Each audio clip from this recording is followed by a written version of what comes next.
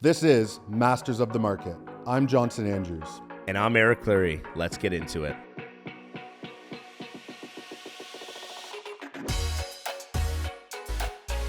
Welcome back to Masters of the Market podcast. We have a really exciting guest with us here today, who's taking a break from damaging people in the ring to telling us a little bit about his story. He manages a business. He trains very hard. He's a top boxer on the world stage, and he runs a business in Niagara Falls. So, thank you for joining us today. Lucas Bahdi.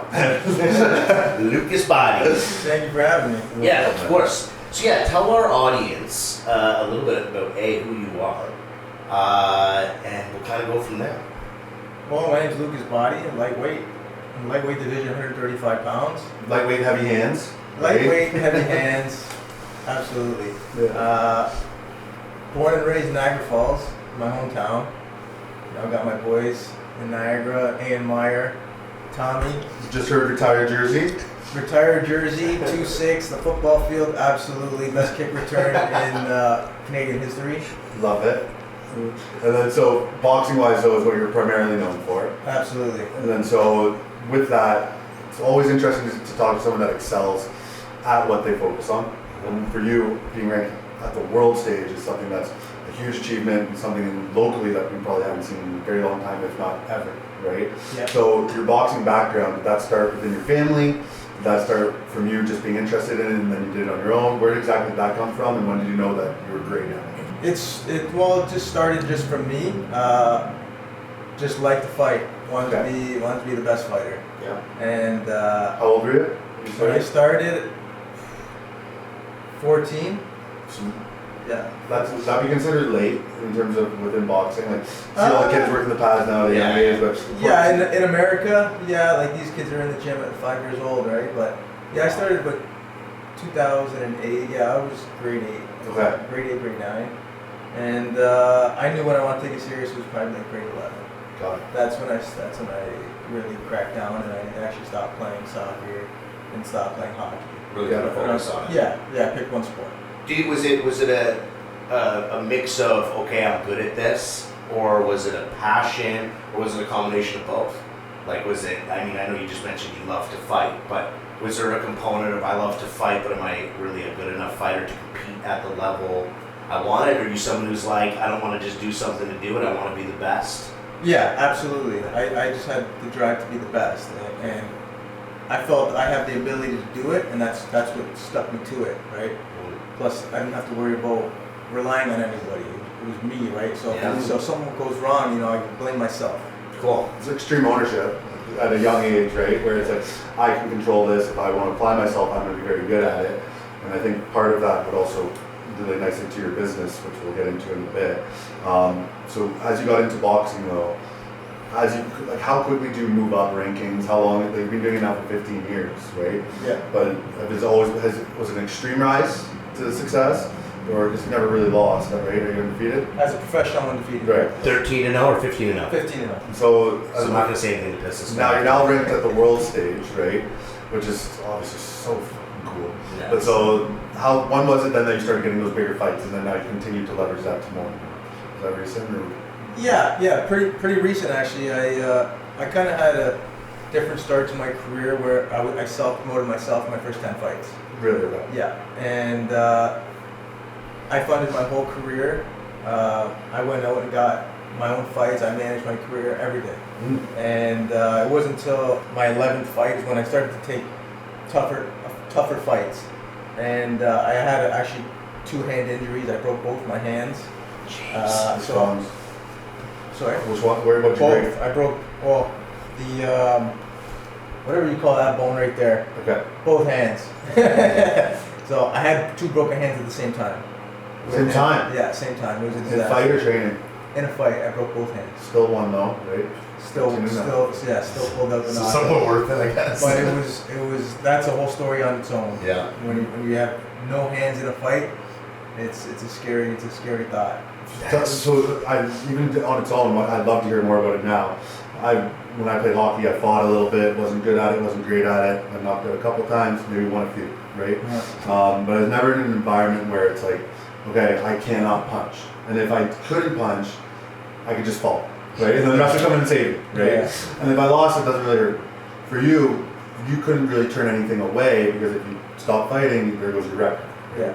So what's going through your head there when you're faced with that decision of do I continue or do I not? Do you even feel the pain? Like, do you recognize, like he's asking, in this moment, do you know both your hands are broken? I knew my hands were messed up badly, Yeah. and I was actually in deep trouble in this fight. I started when you got an injury like that in a fight or in anything, you can't think properly, right? And especially when someone's in your face trying to kill you, and you got broken hands, and you don't know what to do. Right. You know, you try different things. Like I was trying to throw body shots, do different things during the fight, but nothing was working, and I was in so much pain. And this kid was just building momentum. Relentless, right? Yeah. He sees a weakness, he wants to exploit it, so he's coming at you even harder. Yeah, and he actually hurt me with a body shot because he kept touching my head, right? And I was just like, my eyes kept getting swollen, and so I was protecting. Because you want to protect your eyes because you don't have your hands, right? Exactly. Yeah. So he ended up nailing me with a body shot, hurt me with a body shot, and that's when those thoughts were going through my head when I was like, oh my gosh, like I can't lose, you know. I was 9-0 at the time. Yeah. I was going for 10-0, and all that I could think about was 9-1, and I said, absolutely not. Yeah. And I just bit down on that mouthpiece, and I knew what I had to do. I knew I had to get him out because there's no way I was winning a decision in his hometown in Mexico. Yeah. And it was the craziest experience in my life when I went back to the corner, and the corner's like icing both my eyes, and it's not my coach at the time. I just had a random guy in my corner because Like a volunteer almost? Like because I had to go to Mexico during the pandemic, and no one could come with me because you had quarantine when you come back. Wow. So going back to what you said before, with it's extreme ownership, it's on me. Yeah. Right? You went down, you did that in real life, went down there and fought on your own. Yeah. And then You didn't even have a support network around you. It's on them. There. No That's family, no family, no nothing there. Okay, so biting down on the mouthpiece, you're getting iced up, you go back out, one round And I again. remember this is after round 3. I took a licking. Okay. I took a licking. And this is a 5-round fight. It's a 6-round fight. 6-round fight, okay. And I'm down on the cards now, and I just remember thinking I gotta knock him out with the cannon. And the cannon's the right hand, the overhand right. Yeah. And right at the beginning of the 4th round, I went to set it up, and I launched it, and I missed him by a hair, and he came back with the combination, and I caught him with a short left counter hook, and I put him out. And So the speed, so it was more so probably the speed and precision of the left hook, right? Even though it's a strong punch, yeah. that beat up your overhand right, but maybe was set up a little bit more than you could predict. Yeah. Well, sometimes I forget I got thunder in both hands. And something like that happens, and it reminds you. Absolutely. No, it brings it both ways. I love it. That's insane. And what's cool, not only to get to know you here, obviously today, but is, obviously you're talking about a very physical sort of challenge, and other people face sort of challenges in different ways. Maybe it's a workload, maybe it's they're struggling at home with keeping the family happy. There's obviously an enormous spectrum of challenges, but the point remains the same, which is part of this show is how do you overcome, right? How do you keep to your passion? How do you keep to your goals? How do you keep to what it is you're really out there trying to do? And I bet you, without even you having to tell me this, that fight and that moment has probably helped you excel in ways that you don't even still know today. Like just overcoming that, doing it, not being able to look into the corner and have your father or your mentor or your coach or your trainer to like give you that boost, but to almost shut your eyes. They're kind of shut anyway, I guess, because they're kind of swollen. But to dig deep in a moment where you don't even really have much time to think. Most entrepreneurs, we have some time to plan things out a little bit. So to do that, what has that done for your career? And what I bet you it's carried on into other parts of your life, right? Like being a dad now, like you've overcome something that you're in another country. You're again, you don't have your whole team around you screaming your name. Like the fans were probably obviously in favor of the local hero. Yeah. So, what has that done in I guess a shorter way for your career and your personal life? Well, when you go through, things like that, you really find out who you are in those moments. You know what I mean? Like how much can you endure? Like where's your will? Where is your your breaking point? And there was no breaking point for me. You know what I mean? Like I just knew what I had to do, and no matter how much pain I was in, I was not giving up. Yeah. Like there's probably 99% of the world would have gave up on the stool. For sure. Sure. And I just knew that wasn't my plan. You were going down. And it's on your journey, right? And Yeah. you're faced with choices every day, Yeah. right? Whether you're going to make the easy route out or the hard way out. And the hard one's typically the most rewarding, Yeah. right? Going back out there to fight when you're debilitated from within your hands and your eyesight is something that's it's commendable because it's scary, right? You did the hard thing, you won, now you get the rewards, right? In life, there's little things like waking up when your kid's crying in the middle of the night. Would you like to get your sleep because you have to train in the morning? Yeah, you probably do, but you will get up because that's how you're a child, right? And then you're going to take those moments, and then in the next one where you're faced with something, now you know you're fighting for your child, right? So it's like doing those little things is going to create memories now that you can then leverage now moving forward in these moments where you're faced with tough decisions because you know you've done hard things before. Right? Exactly. So it's just building. It's creating armor. Doing the hard stuff creates armor to allow you to do harder stuff in the future. Exactly. Yeah. Absolutely. So yeah, I want to hear you. Just how has this not only helped your career, but I know we just touched on it, and you also just sort of highlighted a few of those points. But like, what is it? Without saying too much, I want to be the kind of father that's do as I do, not as I say. Right? I want my kids to see how I live and the way I work and the way I show affection to them and all these sort of things, and not so much, well, I'm your father. I'm an authoritative figure in your life. Do as I say. Like, what is just in whatever way you want to package up what I'm trying to ask? How has it helped not only your career but your personal life? What's the correlation to being a dad? Well, you know what? I think the correlation with being like a father is it's monkey see, monkey do, right?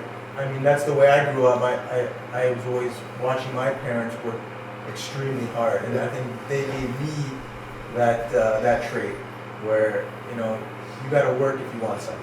Absolutely. And I think too, will be interesting because you are already so successful, whether it be in boxing, which is your primary endeavor, whether it be in business, right? You're going to create probably opportunities that might be easy for your child that they don't have to go through the same things that you have had to make those tough choices. But at the end of the day, going through tough things creates better people. If you're trying to create like the perfect person, you're probably going to need the easiest life. And although you might be able to provide that to your children now, at the same time you want them to go through that to create good people, right? So I think by going through that, that's the lesson we want to pass on too as well, that life's not always going to be easy. You might get hit in the face, you got to come back from it, and then do your best moving forward, right? Some of us talk figuratively when we say hit in the face. Yours There we go. is legit. But there's moments where I've been almost in tears, and I'm okay to admit that, building this company. I'm like, what am I going to do? What am I going to do next? I've got mad clients. I'm working till 3 a.m. I'm sleeping on my desk. Like, it's been my journey's a little less physical than yours, but it's been a grind. It has been an absolute grind. And then you think, I want my kids to enjoy some of the accomplishments that I felt in my life, because overcoming that is it's unbelievable. It's unmatchable. Can't get it from a book. Can't get it from a friend. You can love your friend and love a family member, be proud of them, but when you experience it yourself, it's just a whole other, it's hard to put into words.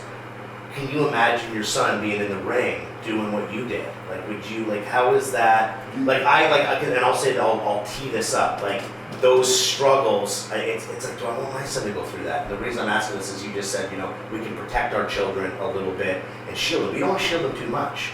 Right, I think the three of us can confidently say we're not on a certain side of things where we want to put bubble wrap around our kids and protect them from everything. But obviously, as a father, I mean, the love you have for that kid is like nothing else. And I've experienced the same thing. How do you, as this dude in another country banging it out, no support around you, would you put your son in that situation if he had a passion and desire to do that? You know what I mean? Like, how does as being a father, how do you process that? Yeah, well, recently I've been asked all the time are you gonna have your son box? And my initial reaction is no. Yeah. Is no. I wouldn't prefer him to, but at the end of the day, I would let him make that decision. Yeah, cool. If he wanted to do it and he was passionate about it, then I would guide him the right way, for sure. I mean, it's always nice to learn from other people's mistakes, Sure. but sometimes you have to learn from your own mistakes, right? So you kind of have to have that equal medium where, you know, some things he's gonna learn from you, and some things he's gonna have to learn the hard way. Yeah, right. And it's as a parent, right? You want to make sure they figure some of those things out on their own. Like, you got to give your kids options. Even at 4 years old now, I'm learning that as instead of you have to eat this. Here's your two options. You gotta give your kids some autonomy. Let them eat all the Halloween candy, throw up, and then learn their lessons, right? but I think too, so as your career started to take off, you can see more and more success, right? You're well known now within the Niagara region, and then from there, you've obviously been mindful. You have another business. Is this something that you're looking at where it's like, okay, I have a finite amount of time for great living when it comes to professional sport, and I want something as well now for the future? Like, when did you make that kind of decision to branch off and start a business? Well, you know what, the business, like the car business for me, it's something I've always been interested in, and it's almost a hobby for me. Okay. You know what I mean? My heart's in boxing. Yes. Everything's in boxing. And Can't be part-time. yeah, you can't be part-time. Like, this is what I put my heart, soul, and I breathe, eat, sleep, boxing. Yeah. And I could sell cars when I'm 100 years old. Right. I'm not focused on that right now. I'm building that. Right. It's basically to pay the bills right now and to keep things going. And it keeps you sane too, right? Because when you're focused so much on one thing for so many years, year after year after year, and all this, like the punishment you put your body through, Get wrapped up. it's tough. It's tough, right? So this actually kind of keeps me balanced in that way. Right, and then it stops, the balance then allows you, when you come back to boxing, to put more focus into it rather than just being so driven on the one thing. Maybe you'll overlook something that you could have worked on, right? Like, and sometimes when you take a step back, it helps you recognize your weaknesses, right? Absolutely. So, at what point into your professional boxing career did you open your car business? What was the reason for we get a sense now that it's to pay the bills, but that's a tough decision to make, because there's a lot of people that go all in on something, and if it doesn't work out, the punishment is a lot. Right now, your career is just, hypothetically, we don't hope this happens, but your career ends. You have something to lean on. There's a lot of people out there that pursue something to such a degree they forget about everything else. And like you said, it's not that it's a bad thing to put your entire mental and physical energy into something that you love, but there's other things in life. There's commitments from relationships to business. So you had the car business obviously before your spouse got pregnant and you became a father. So what was it always just, I want to have something where I can, did it help you focus more on boxing because you knew that the bills were going to be paid if boxing didn't work out? Was it that you wanted to just have multiple different streams of income? Was it you always loved car? Like, how did you really sort of solidify your decision to go into that sort of business while obviously putting the majority of your time, energy, and effort into your passion and your career? Well, you know what? It's something that, like I said, I enjoy doing it. It's something that I love doing because I get to drive all these like fancy cars and all these different cars, right? Of course, it helps that multiple streams of revenue. Yeah. But for me, it wasn't a plan B thing. It wasn't like, all right, well, if boxing doesn't work out, then I can sell cars the rest of my life. Absolutely not. Like I said, boxing is my Sleep. yeah. Eat, train, sleep, boxing, right? Mm-hmm. And it's just something that just to keep me busy. It kind of happened. It sounds like it happened organically. Absolutely. Right. Absolutely. So you love cars. Yeah. Right. Yeah. And then so it allowed you're probably buying, like, okay, if we had to ask you, What's the car? You go win world champ, big payday. What car are we buying? Ferrari. Ferrari. Which one? Yeah. 480 Spider. I'd have, you know what, I haven't test driven all of them, so I'd have to test drive them all Yeah, before. that's fair. But definitely a Spider. Yeah. Definitely a Spider. All right, and then so you said you've driven some fun cars over the last little bit. Yeah. Of the ones that you've had and sold and what you've driven, what's the favorite so far that you have on? The Bentley Continental convertible. Yeah. So you're not fucking around when you come to I never fuck around. I love that. The Bentley convertible was probably my favorite car, man. It's like a boat when you drive it though. Yeah. Right? It's heavy. Yeah, It's a heavy car. It's literally you're driving a cloud. Yeah. It's unbelievable. That's cool, man. So, That's cool. What's out front right now? Oh, our friend just a Nissan Armada. There you go. Yeah. Big. Just a big boat. Yeah, there you go. It's not my everyday. I just drove here just to give it a ride. Yeah. So you gotta know what you're selling, right? Yeah, So absolutely. there it is. So tell us, you got a fight coming up. Yeah. Why don't I think it's cool to just tell us a little bit about the fight. What are you doing right now? Because your fight's right after the holiday season. Holiday season, everyone goes into chill mode. They're eating sweets. I'm guilty of that. I buy boxes of chocolates I think I'm gonna give to family and I end up eating them all by myself before.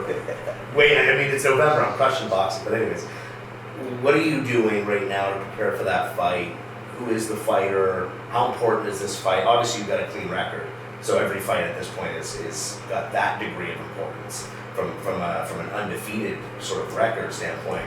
So yeah, tell us a little about the fight. What are you doing? How's it training during the holiday season? What's the impacts of training to the family? You know what? Like, I got a huge fight coming up. It's just over 8 weeks, so my camp's just about to take off. Yeah, just after the holidays. Not easy, you know, going to all these big dinners and not being able to eat, watch my weight, right? Mm-hmm. But you know, it's something I've been doing for so many years that everyone around me is used to it. And they support it, right? They support it, You yeah. have the right people around you, so that makes it easier. It's not like you're going to a family dinner, everyone's picking down and wasted. You're dinner it together, right? Absolutely. It's your support system. Absolutely, but yeah, it's something that just kind of makes me hungry in the ring anyway. So, Yeah, have you fought over the holidays before? Oh yeah. Is it tough to find sparring partners that aren't necessarily just Yeah. the dog a little bit? Yeah, absolutely. That's another part of it. You want to have good training. Yeah, and that was actually a decision me and the team had to make was, are we gonna go away for this camp? Are we gonna go to Florida? Are we gonna go here or there to find the sparring? But we made the decision that we're gonna keep camp in Niagara Falls. I'm actually gonna have to be bringing some sparring partners in now, and I'm at the point in my career where it's been extremely hard for me to get sparring consistently throughout my career. But now I'm at the point where I have to pay these guys to take a look in. And well, you know what? Sparring is one of those things. Like, you got 16-ounce gloves, so it's totally different from the fight. Yep.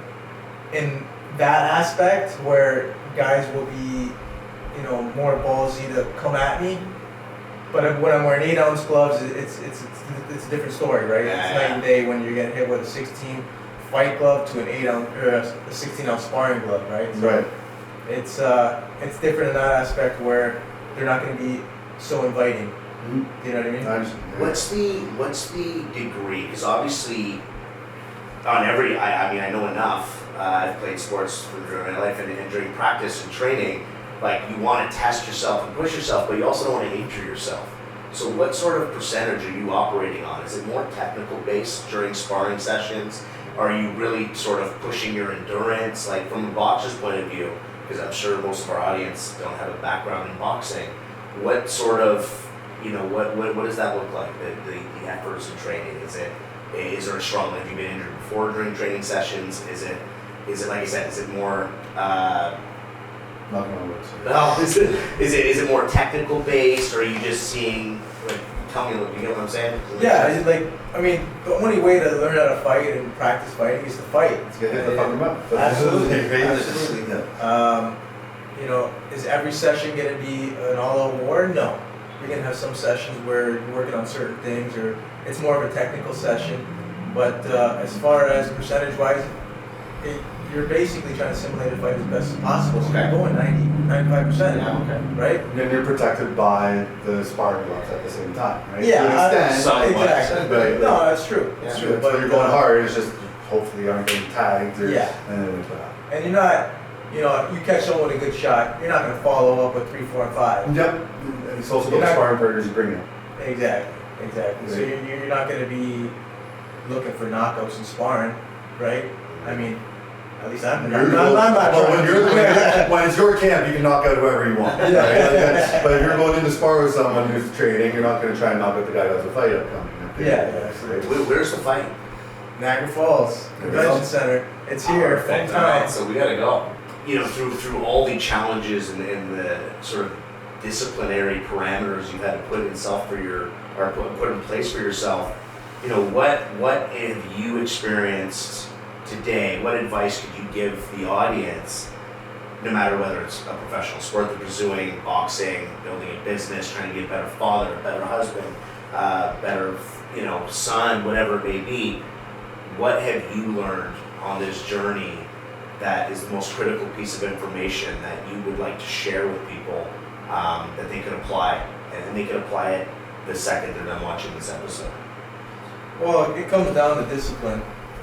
When you got your mind set on a goal,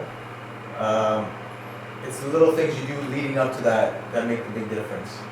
And for me, when I'm training, putting the hours in the gym, a lot of the times I'm alone, and you're literally battling yourself. Mhm. And when you got your boys over and everyone's eating chicken wings or everyone's eating pizza, and you know that you still got some weight to lose and you can't eat it, it's those moments, they build character and they make you stronger when the time comes to prepare for, in my situation, fighting. Yeah. Right? But discipline is like the key, for me at least, to make it to the top. Yeah, and all those nights that you didn't want to train, you probably want to watch TV or do whatever else it is, play video games, whatever your sort of downtime looks like. Do you think you would have pushed through on fight number 10 the way you did, right? Had you not had all those years, and to give you a quick, I've walked away from I had to separate and part ways from a huge builder here locally, and at the time it was a huge percentage of my business. And that has prepared me for many other things that have come my way over the last 5 years. And I guess that would be a similar maybe event in my professional life that you could relate to during that fight. Absolutely. It's the little things that add up that, like I said, they prepare you for the big test at the end of the road. Show me how you do one thing, I'll show you how you do everything at the end of the day. Yeah. Right? And I think that's the one thing where it's discipline about discipline when it comes to whether you're pursuing a sport, whether you're in business, whether it's anything you really do. You have to be consistent, but then you have to be disciplined about the things that you're good at and be consistent with doing, right? And that's what's going to lead to success, because it's compounding over time, right? You didn't become the best just because you decided to go to boxing. You became the best by doing it for years at a very high level, and then you applied yourself. And that's where I think a lot of it comes back to maybe even our generation, where there's time for people, opportunity for people to learn. Because you weren't an overnight success at the end of the day. You became successful over the last 15 years. A lot of people want something immediately, but they forget all the times where you couldn't go see your buddies, right? You had to go to the gym when you didn't want to. You had to then prepare over the holiday season. And they see all the rewards that you're getting now, but they have to recognize the fact that there's a lot of sacrifice went into it. And where that came from is you being disciplined about your primary objective and goal. When you apply yourself to something like that, you're going to see success. It's the iceberg, right? 10% you see, the 90% is under the water. For you, I go on your Instagram, I see 15 and up. That's the little, to get that, to be able to have that visually there, the no one except for you could really, and maybe your partner and people really close to you because they see it, but people just can't understand what it took to get to that point. And I think that's for anybody in business it's about, for me, those nights crying in my office by myself, going, how am I going to do this? What's where's the light at the end of the tunnel, you know? And I think that's really what separates successful people, whether it's finances, whether it's family, whether, no matter what it is. I think that's the huge differentiating factor is obviously discipline. So I'm rooting for you, man, on this next fight. I'm gonna try to go. I think it's sick. It's actually right between a couple snowboard trips that I got. So I'm gonna. It's local, right? So this is gonna be a big fight. There's big fights like this locally often. Only when he's there. Right? So we're trying to get more consistent here in the falls. We had one last summer, or this summer, and the 1 year before. So 2022 summer we had one, and 2023 summer we had one. So this will be the second one in the last 6 to 7 months, right? There's some great boxers. There's you, there's Josh, there's a lot of good people out here Sweet. in the Niagara region that know what they're doing. But we're excited to watch you. Really moving forward. I'll be there for sure.